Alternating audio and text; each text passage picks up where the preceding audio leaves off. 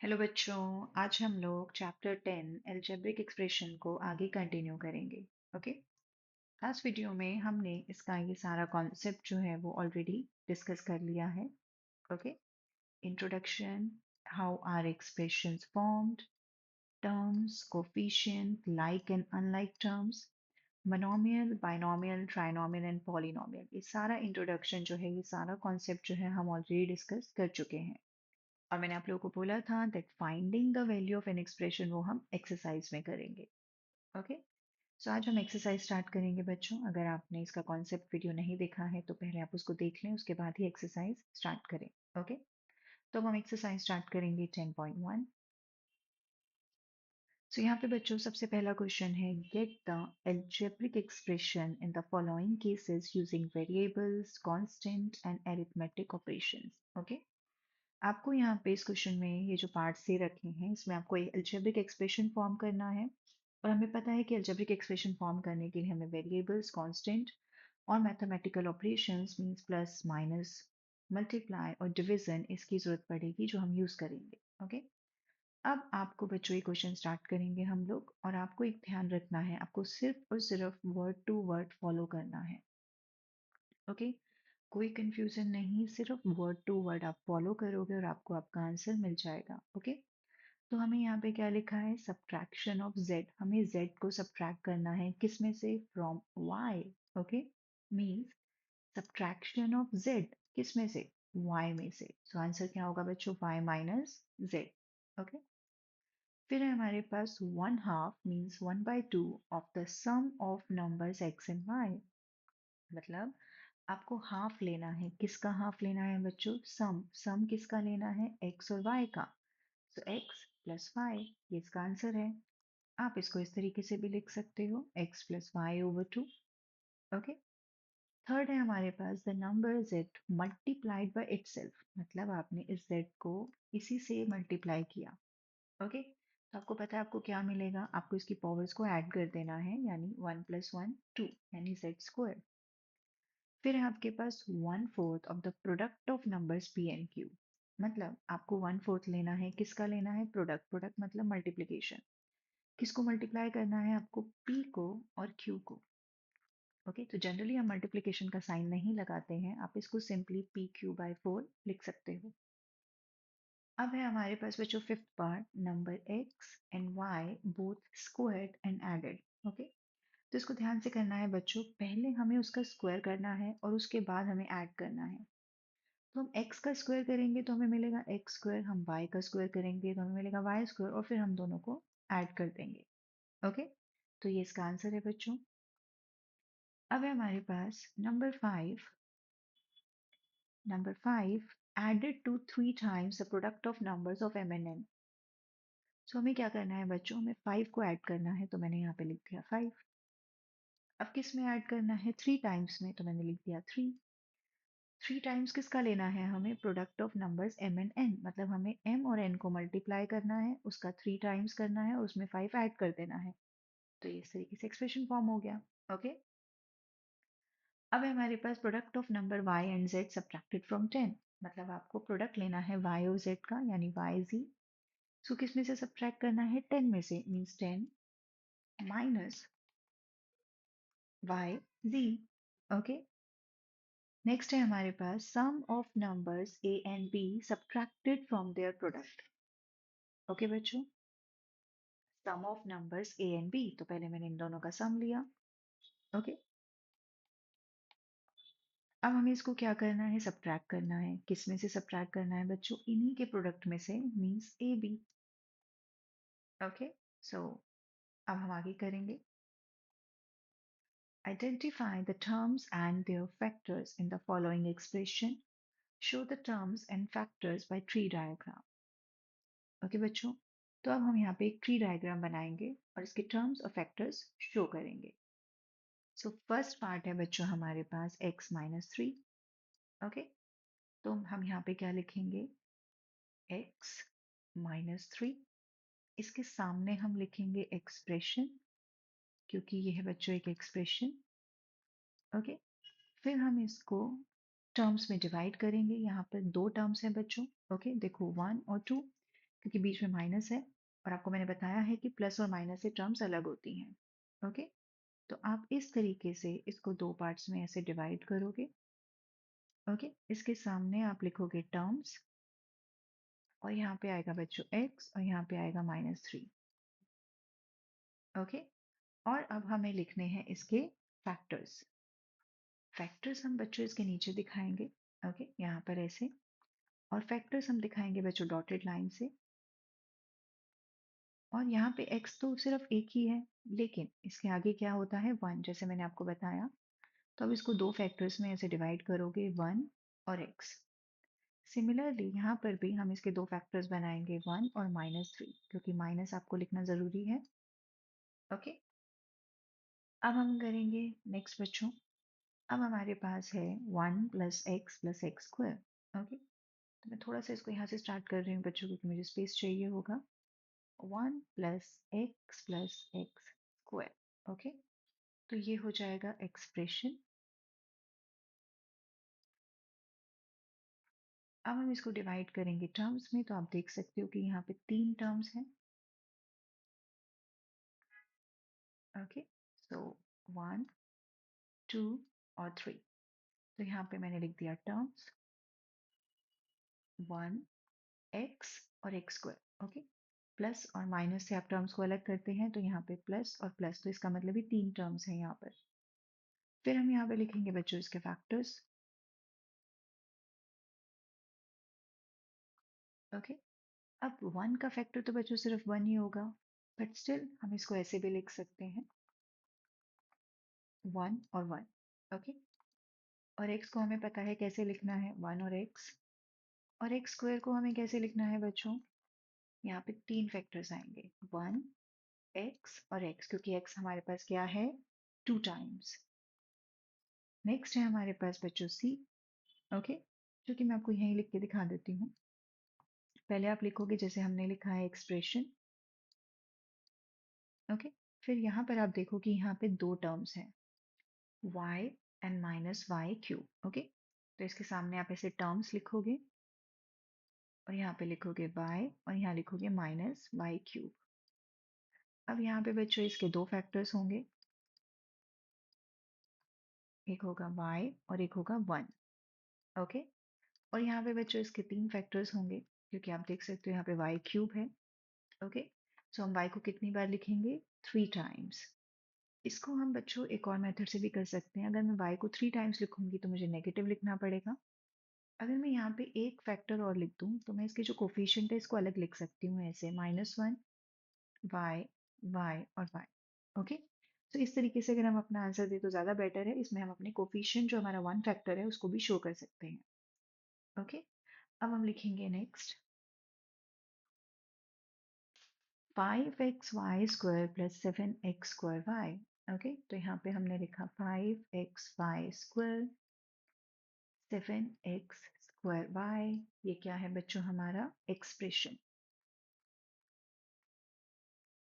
अब हमें पता है कि हमें टर्म्स लिखनी है और हमारे पास एक ही प्लस साइन है, इट मीन्स यहाँ पे हमारे पास दो टर्म्स है।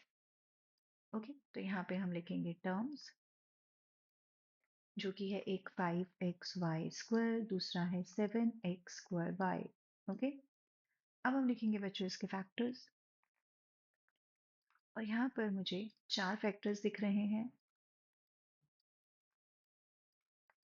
एक है 5, एक है x और y दो बार आ रहा है बच्चों, तो y²।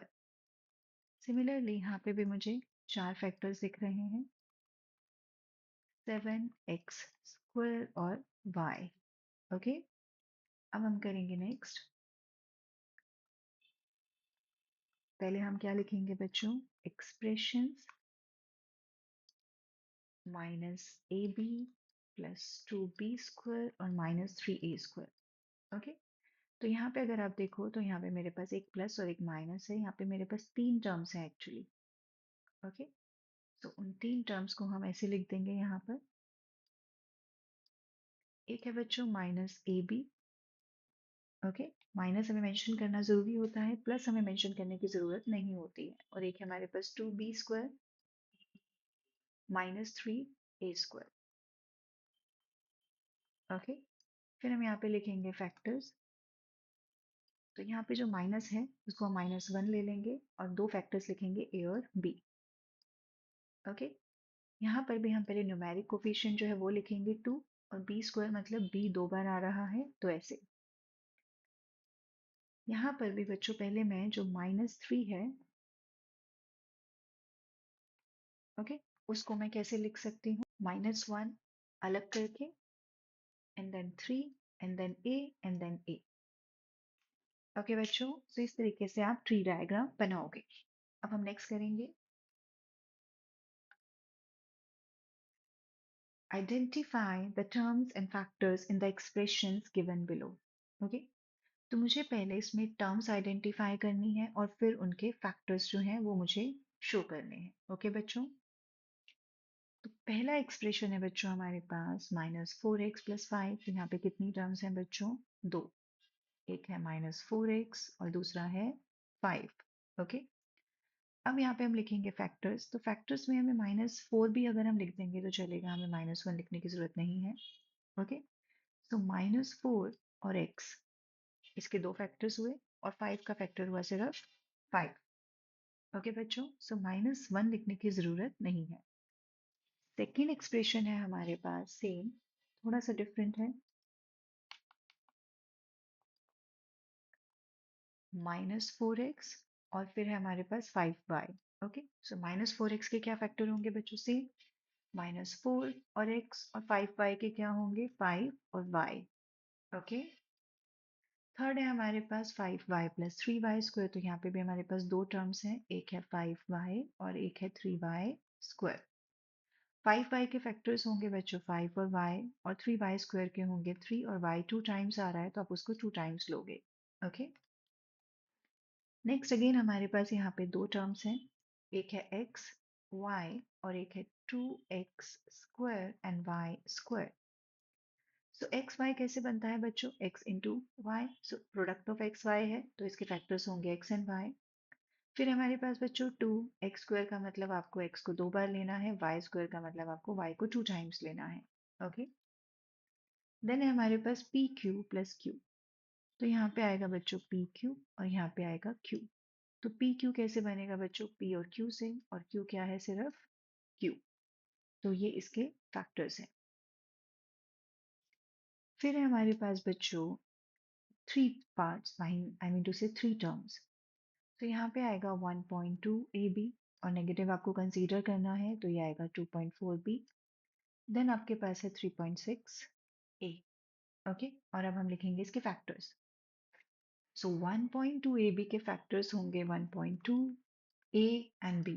ओके, -2.4 B के फैक्टर्स होंगे बच्चों -2.4 एंड B। 3.6 A के फैक्टर्स होंगे 3.6 और A। ओके, अब हम नेक्स्ट करते हैं। यहाँ पे भी बच्चों हमारे पास दो टर्म्स हैं, एक है 3/4x और एक है 1/4। ओके, तो 3/4x के फैक्टर्स होंगे 3/4 और x, क्योंकि इन्हीं दोनों के प्रोडक्ट से बनेगा, और 1/4 का बच्चों सिर्फ 1/4। यहाँ पे लास्ट है हमारे पास, इसमें भी दो टर्म्स हैं, एक है बच्चों 0.1p² और एक है 0.2q²। तो 0.1p² कैसे बनेगा, 0.1 और p को दो बार आप लोगे तो ये इसके फैक्टर्स हैं।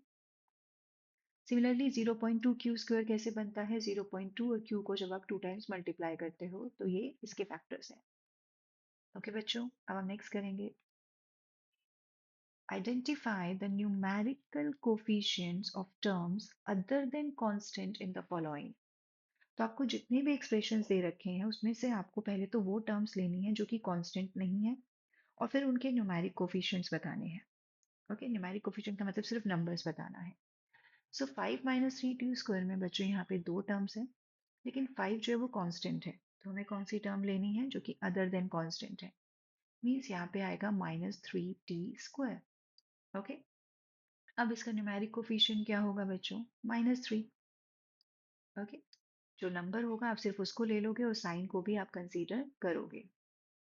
फिर हमारे पास सेकेंड, इसमें हमारे पास चार टर्म है, 1 2 3 4, जिसमें से वन हमारा कांस्टेंट है तो इसको हमें नहीं लेना है। हम बाकी तीन टर्म्स को ले लेंगे, टी टी स्क्वायर और टी क्यूब। और अब इनका कोफिशिएंट लिखेंगे। इन तीनों ही टर्म्स में बच्चों आगे कोई नंबर नहीं है, इट मीन्स यहाँ पे तीनों का कोफिशिएंट होगा 1। टी का कोफिशिएंट 1, टी स्क्वायर का कोफिशिएंट 1 एंड टी क्यूब का कोफिशिएंट 1। थर्ड पार्ट में भी हमारे पास तीन टर्म्स हैं 1 2 3, और तीनों ही में ही कोई भी कांस्टेंट नहीं है, इसीलिए हम तीनों टर्म्स को यहाँ पे लिखेंगे इस तरीके से। और अब हम तीनों का न्यूमेरिक कोफिशिएंट लिखेंगे। x के आगे कुछ भी नहीं है बच्चों, इट मीन्स 1 है जो कि इसका न्यूमेरिक कोफिशिएंट है। एक्स वाई के आगे 2 है तो वो इसका न्यूमेरिक कोफिशिएंट है। 3y के आगे 3 है तो वो इसका न्यूमेरिक कोफिशिएंट है। ओके बच्चों, सब हम आगे करेंगे।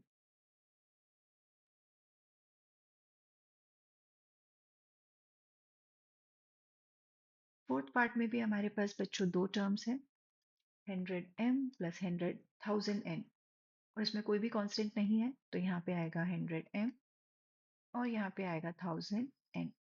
आप देख सकते हो बच्चों, मैंने हर क्वेश्चन में ऑलरेडी टेबल बनाया है, तो आप लोग भी जब अपने आंसर्स दोगे तो इसी तरीके से टेबल बना के दोगे तो आपके लिए इजी रहेगा। ओके, अब 100m का न्यूमेरिक कोफिशिएंट क्या होगा 100, और 1000n का क्या होगा बच्चों 1000। नेक्स्ट, यहाँ पे भी दो टर्म्स है हमारे पास तो हम इसको ऐसे लिखेंगे, उसमें कोई भी कांस्टेंट नहीं है बच्चों। कांस्टेंट मतलब जिसके साथ कोई भी वेरिएबल नहीं होगा। ओके, अब पी स्क्वायर क्यू स्क्वायर के आगे कोई भी नंबर नहीं है, इट मीन्स 1 है, और यहाँ पे माइनस भी है तो इसका कोफिशिएंट होगा -1। 7p क्यू के आगे न्यूमेरिक कौन सा है 7, तो कोफिशिएंट होगा 7। नेक्स्ट है हमारे पास 6, इसमें भी दो टर्म्स है हमारे पास और इसमें भी कोई कांस्टेंट नहीं है, 1.2a एंड 0.8b। अब a का कोफिशिएंट क्या होगा बच्चों, न्यूमेरिक कोफिशिएंट 1.2, आप नंबर ले लोगे। सिमिलरली b के आगे जो है वो उसका न्यूमेरिक कोफिशिएंट होगा। फिर हमारे पास 3.14 आर स्क्वायर, जिसमें हमारे पास सिर्फ और सिर्फ एक ही टर्म है। ओके, और इसमें आर स्क्वायर को छोड़ के जो बचेगा वो इसका न्यूमेरिक कोफिशिएंट होगा जो कि है 3.14। नेक्स्ट है बच्चों 2 टाइम्स l प्लस b। अब यहाँ पे हम बच्चों इसको एक टर्म माने या दो टर्म माने, तो बच्चों पहले आप इसको मल्टीप्लाई करोगे। ओके, उसके बाद ही आप अपना आंसर दोगे। तो 2 टाइम्स l और 2 टाइम्स b आपको मिलेगा 2l प्लस 2b। तो अब यहाँ पे दो टर्म्स हो गई बच्चों, 2l और 2b, और इसमें कोई भी कांस्टेंट नहीं है। l के आगे का जो नंबर है वो इसका कोफिशिएंट होगा बच्चों, इट मीन्स 2, और b के आगे का जो नंबर है वो इसका कोफिशिएंट होगा, मीन्स 2। ओके, लास्ट है हमारे पास यहाँ पे 0.1y प्लस 0.01y स्क्वायर। तो यहाँ पे भी हमारे पास दो टर्म्स है, उसमें कोई कांस्टेंट नहीं है बच्चों, तो 0.1y और 0.01y स्क्वायर। सो y के आगे जो नंबर है वो उसका न्यूमेरिक कोफिशिएंट है, मीन 0.1, और y स्क्वायर के आगे जो नंबर है वो उसका न्यूमेरिक कोफिशिएंट है, मीन 0.01। ओके बच्चों, अब हम आगे करेंगे।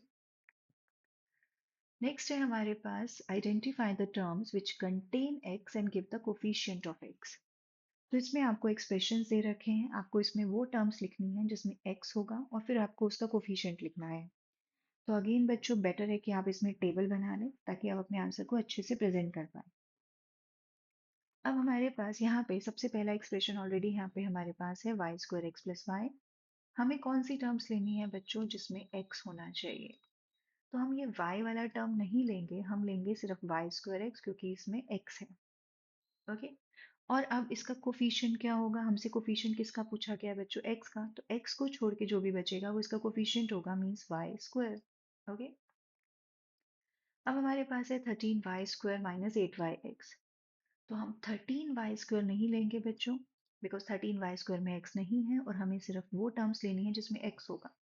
तो हम यहाँ पे लेंगे -8yx, और अब इसका कोफिशिएंट निकालना है हमें x का, तो x को छोड़ के जो भी बचेगा बच्चों उसका कोफिशिएंट होगा, मीन्स -8y। थर्ड है हमारे पास x plus y plus two. तो y प्लस टू हम नहीं लेंगे बच्चों, हम क्या लेंगे सिर्फ x क्योंकि उसमें x है, और उसका कोफिशिएंट क्या होगा बच्चों 1। फिर हम 5 नहीं लेंगे, z नहीं लेंगे, हम क्या लेंगे बच्चों zx क्योंकि इसमें x है, और x को छोड़ के जो बचेगा वो उसका कोफिशिएंट है, मतलब z। फिर है हमारे पास बच्चों तीन टर्म्स 1 x और xy। तो हम 1 नहीं लेंगे बच्चों, लेकिन हम बाकी दो टर्म्स लेंगे, एक x और एक xy। x को छोड़ के कुछ भी बचेगा तो उसका कोफिशिएंट होगा, इट मीन्स 1। ओके, और एक्स वाई में x को छोड़ के जो भी बचेगा उसका कोफिशिएंट होगा बच्चों, it means y। Okay, next है हमारे पास, इसमें हम 25 नहीं लेंगे बच्चों क्योंकि वो कांस्टेंट है। 12xy² लेंगे। ओके, x को छोड़ के जो भी बचेगा उसका कोफिशिएंट होगा, इट मीन्स 12y²। ओके, फिर हमारे पास 7x प्लस xy²। अब 7x प्लस xy² में हमारे पास दोनों ही टर्म्स में x है, तो हम यहाँ पे लिखेंगे 7x और xy²।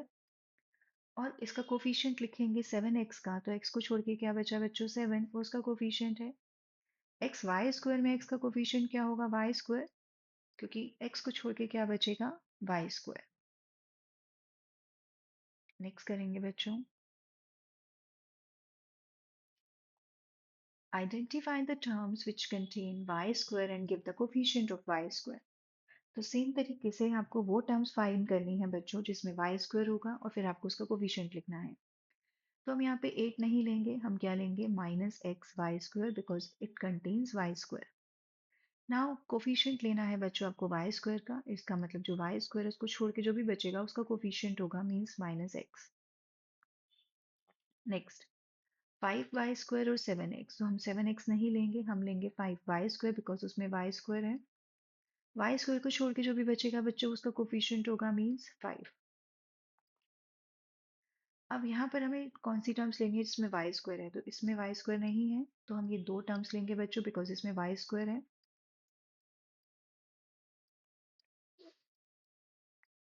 ओके, अब यहाँ पे y² को छोड़ के क्या बचा, -15x, तो वो इसका कोफिशिएंट होगा।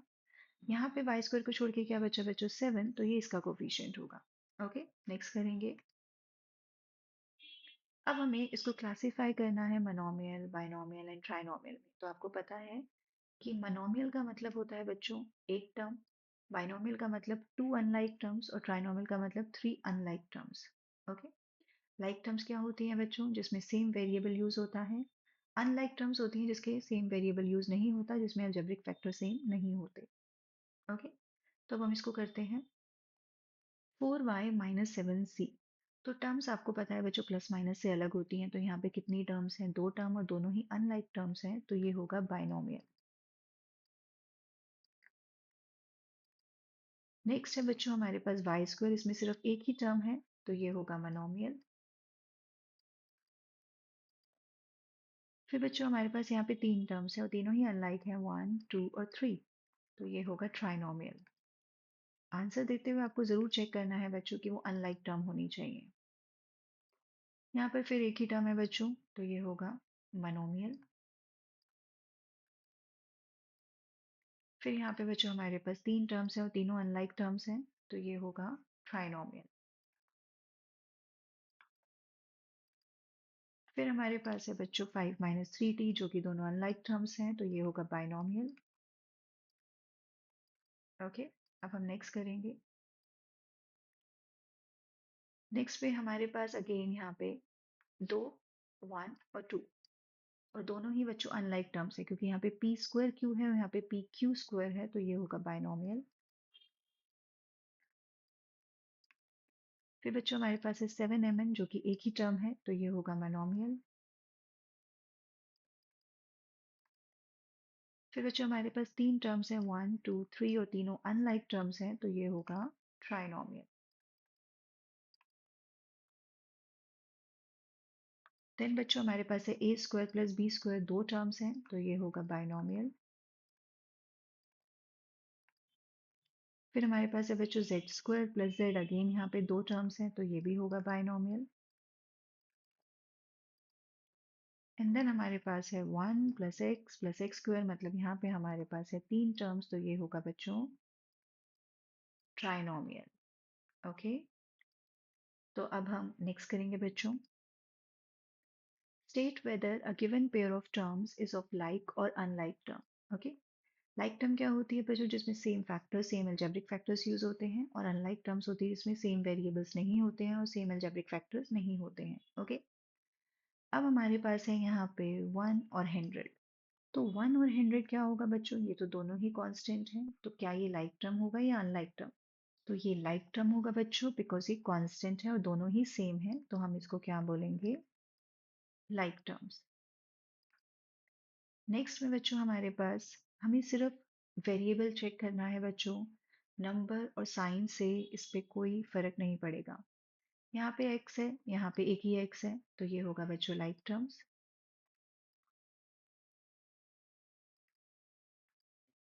यहाँ पर बच्चों x है, यहाँ पे बच्चों y है, तो ये होगा अनलाइक टर्म।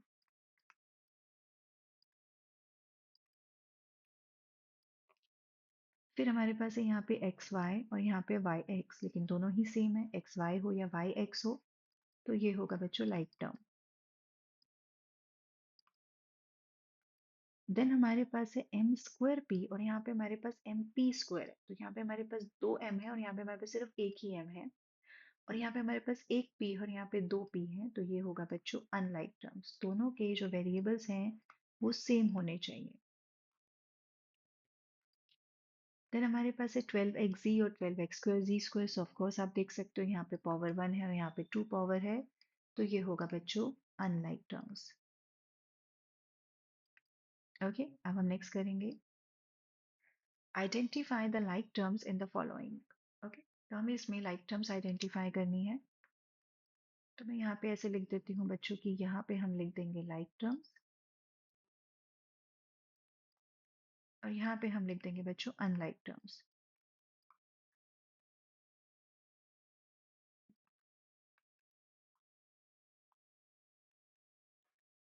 अब स्टार्ट करेंगे हम। हमारे पास है -xy² और ये कॉमा आ गया है बच्चों, तो ये एक ही टर्म है, -xy² और क्या हमारे पास कोई और xy² की टर्म है, हम आगे चेक करेंगे। ये टर्म है बच्चों हमारे पास, तो -xy² 2xy² लाइक टर्म होगी। आगे चेक करेंगे कि और कोई इस वेरिएबल में सेम हमारे पास है, नहीं है बच्चों। ओके, तो ये दो हो गई हैं हमारे पास।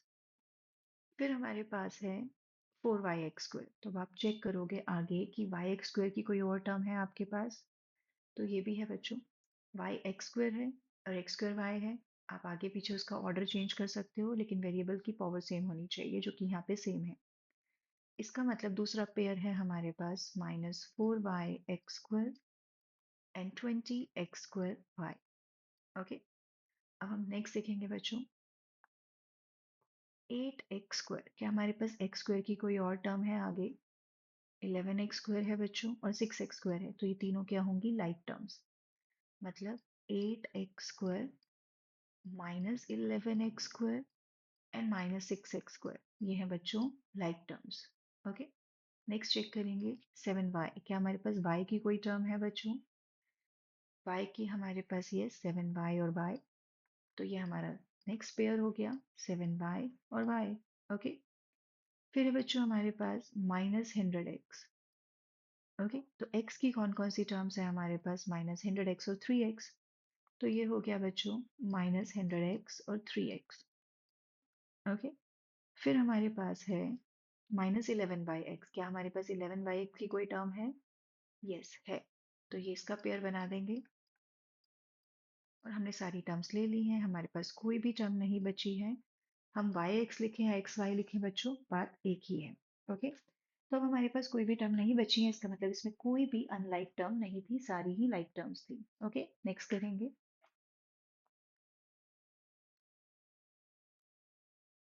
अब हमें इसमें भी यही करना है बच्चों, तो स्टार्ट करते हैं। तो सबसे पहले है बच्चों हमारे पास 10pq, तो आप देखो कि आपके पास pq की और कौन कौन सी टर्म है। pq की एक टर्म है बच्चों ये -7qp, फिर हमारे पास और कोई भी टर्म नहीं है। ओके, नेक्स्ट लेंगे बच्चों 7p। अब p की जो जो टर्म्स होंगी वो हम यहाँ पे लिखेंगे, वो हमारी सारी लाइक टर्म्स होंगी। ओके, तो p की एक टर्म है बच्चों ये 2405p, और कोई भी टर्म मुझे नहीं दिख रही है। ओके, नेक्स्ट लेंगे हम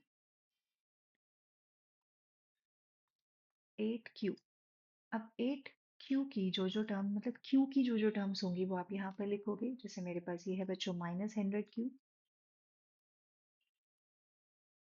ओके, बस यही दो हमारे पास जो है इसकी लाइक टर्म्स है। नेक्स्ट हम लेंगे minus P square Q square. अब आपके पास जितनी भी terms P square Q square की होगी वो हम इसके साथ लिख देंगे।